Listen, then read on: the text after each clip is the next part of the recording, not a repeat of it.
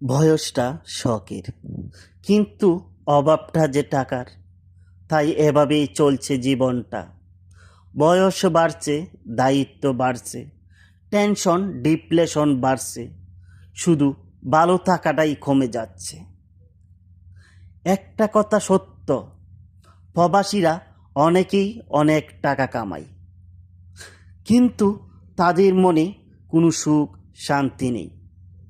যদি দেখা পাই কোনো একদিন সফলতার, তাহলে গল্প শোনাবো পিছনে ঘটে যাওয়া ব্যর্থতার। প্রবাস যে কত কষ্টের, তা শুধু যারা প্রবাসে কাজ করে, পরিশ্রম করে, তারাই জানে।